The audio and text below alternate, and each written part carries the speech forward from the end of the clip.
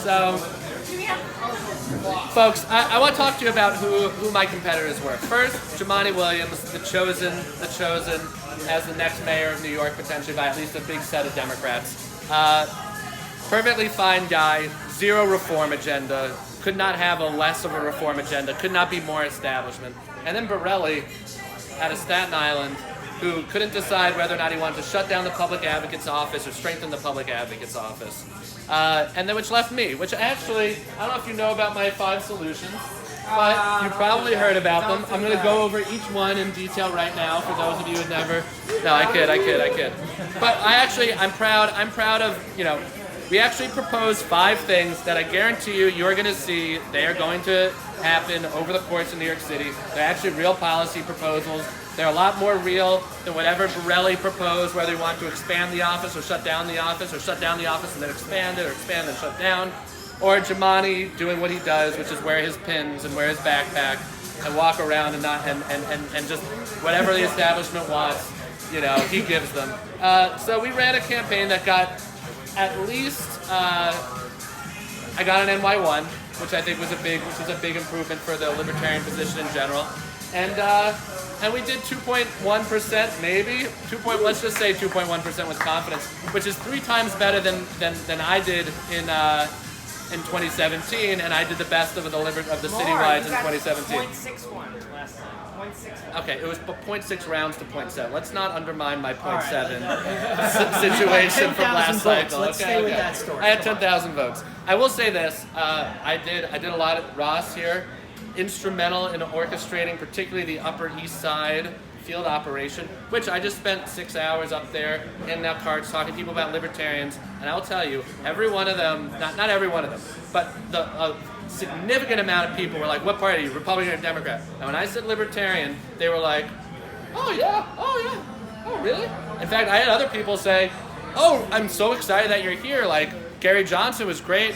Some people were like, no, I don't know about the libertarians, but okay. But everyone, not a single person was upset, and a lot of people were excited. So I will say that I think we have a great chance at winning districts in New York, in Manhattan, on the Upper East Side, for sure. If we had matching funds, doing city council, and a committed candidate, there's absolutely no reason why we couldn't take serious chunks of the Upper East Side with us. So I've seen a lot of things in this cycle that were inspiring. Another thing that's inspiring is this event right here, which thanks Fight, putting this together, and just the infrastructure that we put together. When we did this in 2017, it was my absolutely lovely mother over here, who's so proud of 2.1%. Thanks, Mom. It was Aaron, and it was Brian, and it was Alex, just in some random bar, because we didn't have, no one even came. No one. That's the level. And when people come to the Libertarian Party, you guys weren't here in 2017. You guys don't know how far we've come, where we can actually have a room with this many people actually caring about an election that only has 2 candidates. In 2017, we had 4 people, and one of them was my mother, right? So this is a big difference. We've really been building a lot, and who here wasn't here in 2017, right? Literally, yeah. So we've been building a lot, and the building in the smallest side that's the hardest part. So from here, we're only going up. I just 3x'd on my vote total from the last cycle. We're going to be able to do that again and again as the brand improves, as we have Larry, who's still going out there and campaigning, and maybe we can use this result to get Larry to even be here more time, because Larry is a charming guy. If he spent more time in New York City, we'd all benefit and bring more libertarians into this. Devin, so how much money did you raise, and how much money do you have to raise in 2021 to get matching funds for city council? Yeah, so I raised about $5,000. For city council, you got to raise about $5,000. But I raised $5,000 from 30 people. $5,000 you get matching funds. Listen, we're gonna have. Who wants to run for city council? Yeah. We're gonna be able to put up real candidates in 2021. We're gonna be able to get some matching funds, and if we focus on districts like the Upper East Side, where we actually have a lot of allies and a lot of disenfranchised Republicans and Democrats who are not liking the direction things are going, we're gonna be able to put up some real competition, and then they won't be able to ignore us. And then we're gonna have to be in some debates, and like we could absolutely have those breakthroughs. Nevertheless, what happens in 2020? Who knows if Amash is going to run and start stirring the pot? 2020. I just want to say the Upper East Side is great, but what's popping off in the South Bronx is pretty amazing too. Yeah, we got. This is not just the Upper East Side. Yeah, it's true. Popping off. Yeah, you're in the South Bronx. It's true. Yeah, we got meetings in the South Bronx. We got more people asking about the South Bronx. Congressional candidates, a cast of characters ready to run against AOC. Yeah. We're trying to put a Congress teams together. There's a lot going on. Yeah, our next phase is no joke. Yeah, our next phase, right now, our next phase is recruiting candidates. We have automatic ballot access. This is the first experience of automatic ballot access, which I have to tell you, also in 2017, after having to get 4,000 plus signatures to get on the ballot, was not fun. Automatic ballot access is great. We're gonna have to recruit candidates. We define people who want to run state assembly, state senate, Congress. That's 2020. 2021, city council, all the city positions. We got to recruit people. We need to get as many people that have libertarian instincts as we can onto the ballot. One of the things Crispin and I have been talking about, we've been doing, and we should all be doing if we can, is like show up at the Democrat events, show up at the Republican events, find the most libertarian.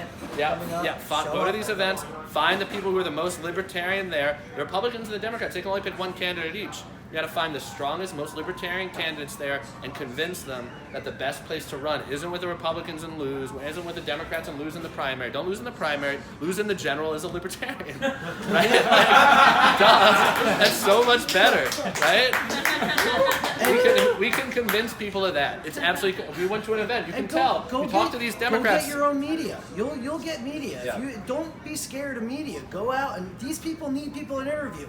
Go out, knock on their door, and go get your own media and have fun with this thing too. Yeah. Other things that we have, we've got the voter file and an API. We got maps of all the libertarians who are here. We still have tons of people who want to register as libertarian or have registered as libertarian, but the works haven't moved through the process. So we're on the up. We just 3x'd right now. If we 3x a few more times with more people, like we're gonna be right there with all these other with all the big parties, absolutely scaring folks, and that's where we need to be. Because once we get one acknowledgement, once they put us on the even playing field, we're gonna show New Yorkers what a lot of New Yorkers know. One more time for 10,000 votes. Yeah, 10,000. See, it's probably at 1.9 now. Somehow. 1.1. All right. I hope it stays. But 11,760 votes. The vote number keeps going up. You'll be amazed how many working families votes you got. Yeah, right. That's crazy. Okay, so I'll give you final thoughts before we get fired up here, right? You get some speaking, which is the following. What he just said, I think, is really accurate. The media needs content. They need content all the time. One of the things that I did after my last election cycle, is I just started writing op-eds. I've written 12, 13, 14, maybe 15, maybe like 12, 13 op-eds for Gotham Gazette at this point. Earned me some respect, got me Gotham Gazette. I don't know if you guys followed in my news cycles. By far the nicest articles, talked about me as if I was an equal to the other candidates, and that helped. I know in my heart, like I think like that helped me get on that NYU thing, because they knew that they were gonna New York One, that New York One thing, because they knew they could have absolutely just ignored me, and what would they have had to have dealt with? Like a few people on Twitter complaining. Like that got me onto NY1. As much as the deck is stacked against us, it's still all about like hard work and producing results that the media values, and those results are op-eds, media, and frenetic media opportunities, and Twitter, and that dynamism, and they can't stop that stuff forever. So we got to do that. We got to recruit candidates. We got to figure out, if you want to write op-eds. I'll help you. I'll help you get them placed. But we can get all that stuff, and then we're gonna do 3x better. We're gonna do 3x better this cycle. I'm not even a media personality. I find that I don't do even Instagram. If we can get some media people in, we can get some people in. We can be there. We can be real competitive. We can get some people in, but you could go get some people. Just go. If you pick a city council district, announce that you want to run. Go to your local newspaper. Go to your local media personalities. Get in their face and tell them, "Listen, I'm running. We're running." And right now at nyclibertarians.org, we have call outs to fill out a form if you're interested in running for any position. We'll help you. Like you see, we've got county chapters in all 5 boroughs now. Bronx just came up. Yeah, it's a big Bronx- deal. Bronx- Came up like out of nowhere and like is now big. So like we're there. We're doing 3x. We're on the up. We're on the up, and none of the other political parties can say that they're growing like we're growing. And so we're growing nationally. We're the third biggest party in the country. We're the fastest growing party in the country. We're about to have the most bizarre 2020 election we've seen, where who knows what's going to happen. But